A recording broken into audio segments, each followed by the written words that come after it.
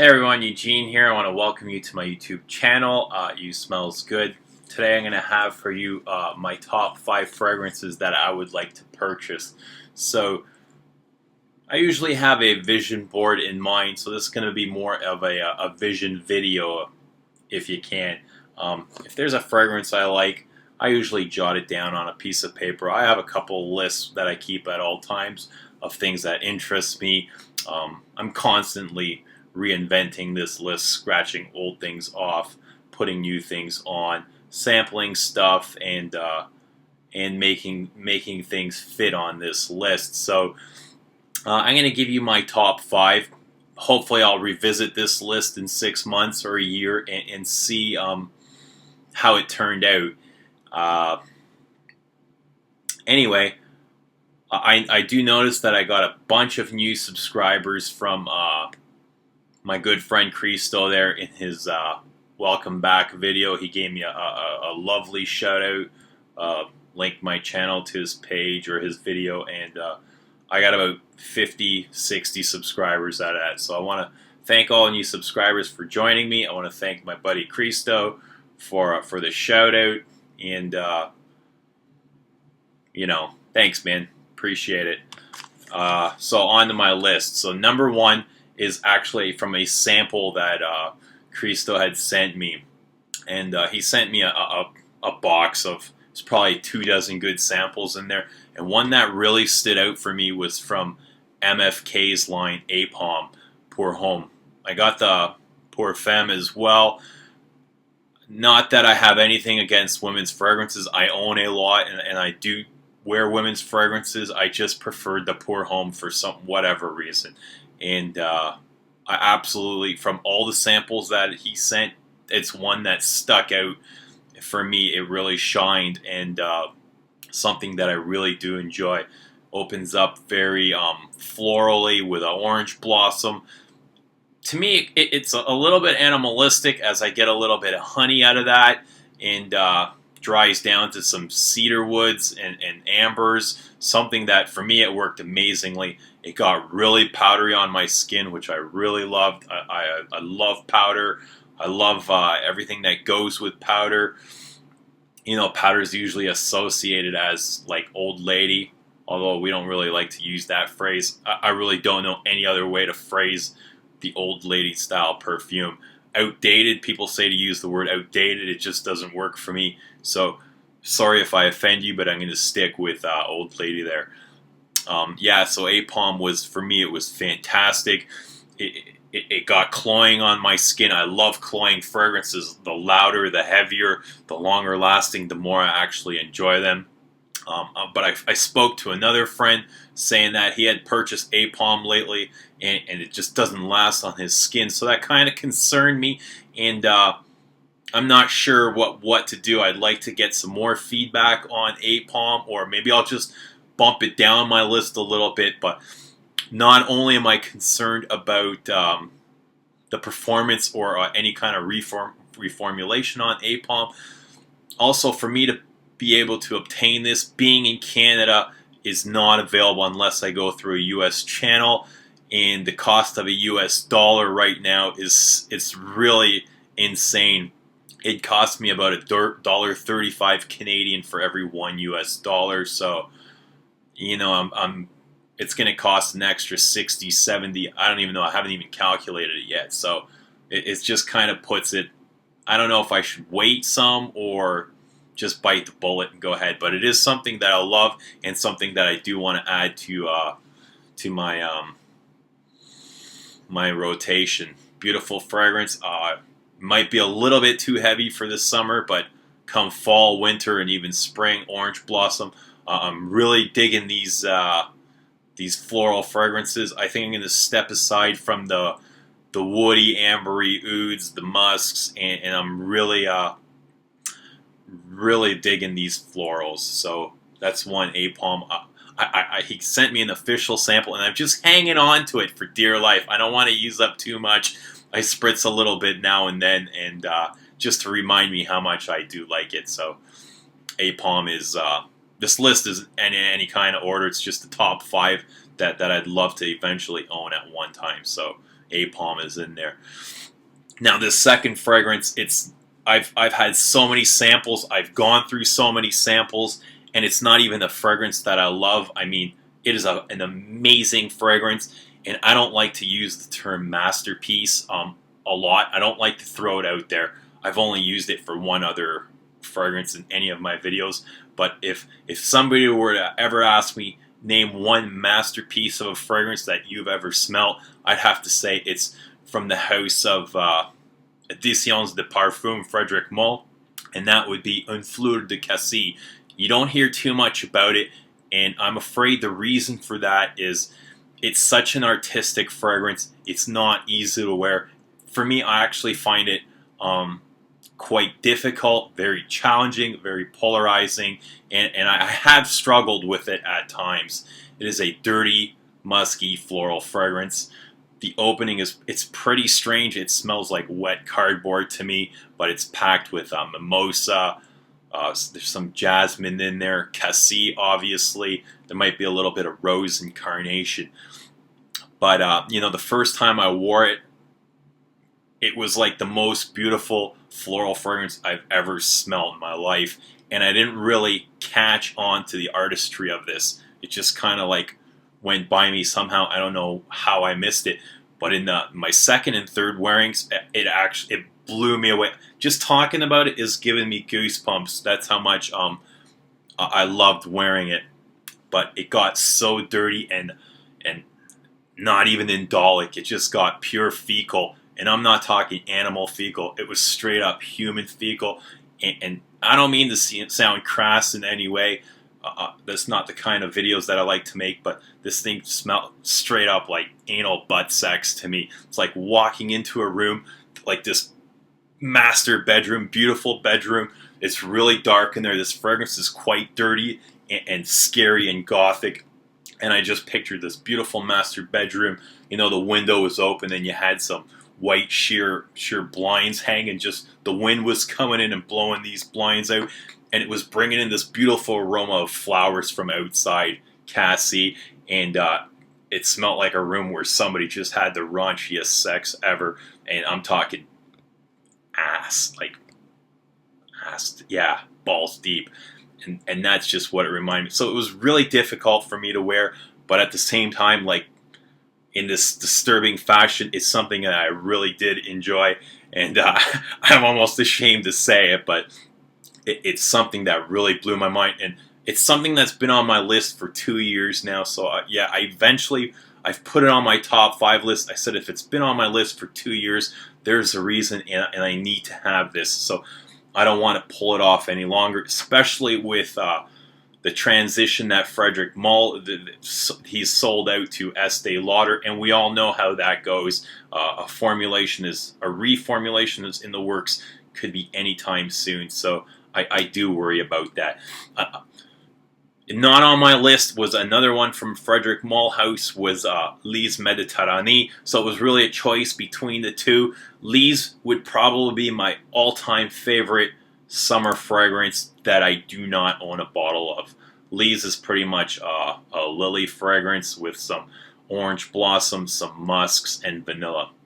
Just a stunning fragrance, but I'd love to have Un Fleur de Cassis before I go with Lise, so I'll hold Lise off for now. Now, the third one I got on my list is it's from Arabian Oud, a house out in the east somewhere. I'm not even really sure, but if you were to order a bottle, they apparently come from Kuwait, and that fragrance is called Kalamata. There's not too much information out there on it, but it is a woods-dominated fragrance with some fruits in there. I think it's blueberry, some florals. I can definitely pick up rose, like an artist's rendition. It's not a straight-up rose. It's kind of a choppy rose, but it is stunning nonetheless. I had a coworker pick up the rose. He's like, "Hey, you smell like rose." So I was really impressed with that he can pick that up.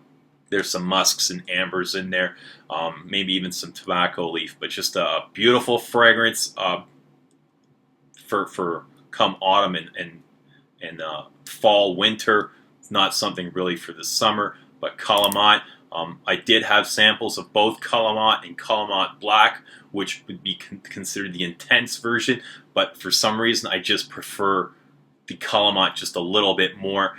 The intense is a lot more intense, but the opening is super sweet on me. I'm not that sweet kind of guy. The sweetness does go away eventually after a while, but I don't know if it's something that I'm willing to endure with when I can just have the regular Kalamata.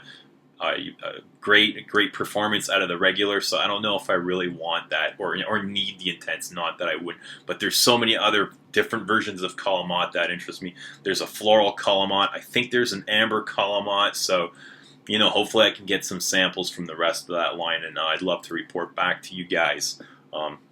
So Kalamata, yeah, there's some oud in there, some woods, honey. So a big honey accord on that. Just something really beautiful and very different from everything else that I've tried. So Kalamata from Arabian Oud.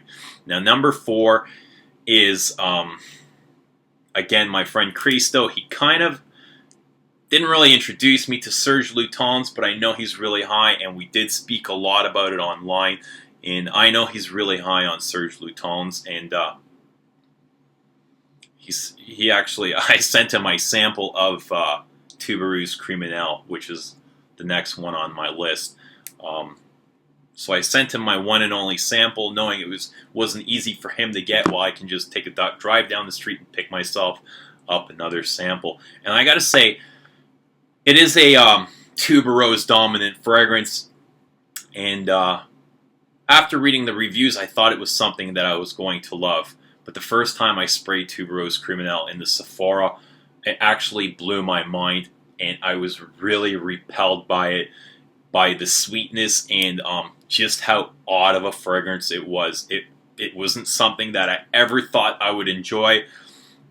But later that day, I sprayed a bunch of Lutens. I had Tuberose Criminal, à la Nuit. I can't even remember what else. Santal Majuscule. I ended up going to my mom's for dinner, and I'm such a jasmine nut. I thought I was going to love à la Nuit, and I was just tricking myself saying I much prefer à la Nuit. I much prefer à la Nuit, but I kept going back to Tuberose Criminal and going, God, this is so beautiful, but I just can't stand the opening. It's so bizarre.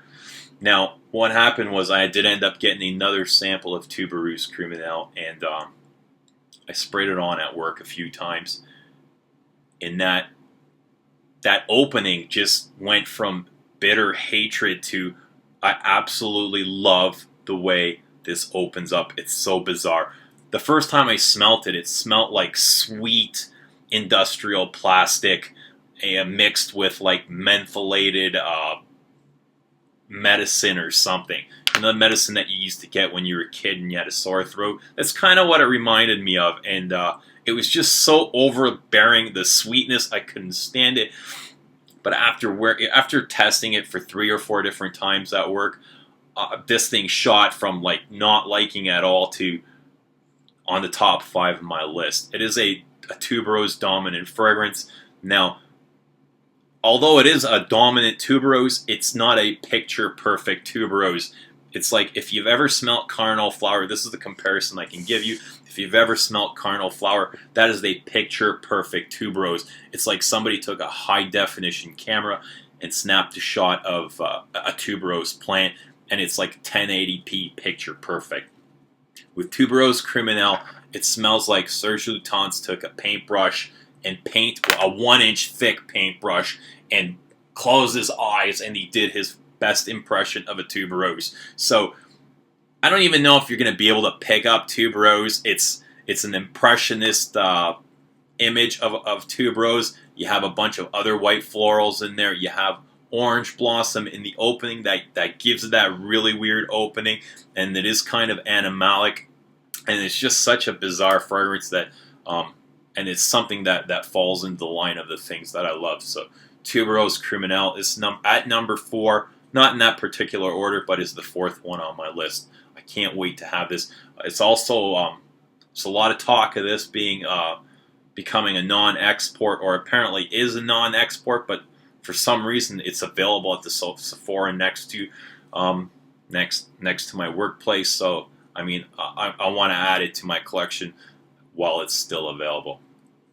And the last one, finally, and not the least, is from it's Christian Dior. It's from the exclusive, the private, the collection privy, would be Queer Canage. I got a sample, a 7.5 ml sample with my last purchase from Dior.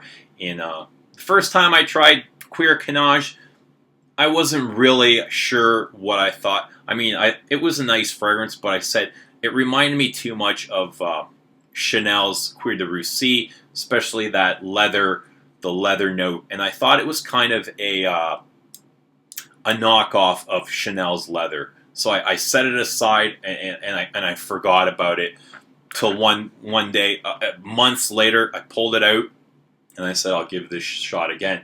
And I completely fell in love with Queer Canage. This happens to me way too often, but Queer Canage shot right up on my top 5 list. Opens up again a lot like Tuberose Criminal with that orange blossom note, very animalistic, kind of mentholated. You'd almost say there's some mint in there. It's pretty bizarre. That leather note does kind of remind me of Cuir de Russie. It's a very soft, supple leather. Dior was trying to interpret their Canage handbag, their purse for women, and there's a ton of florals in this. You get some rose, jasmine, orange blossom, like I said. It's a very powerful fragrance. This goes on for hours and hours. I bet you if you didn't wash your skin, it'd be on for days. One of the most potent fragrances that I've ever tried, just like all the other Dior's pretty much. So Queer Canage, I really look forward to, owning a bottle of that. But Epic Man was on my list. I did order a bottle of Epic Man. It is on its way.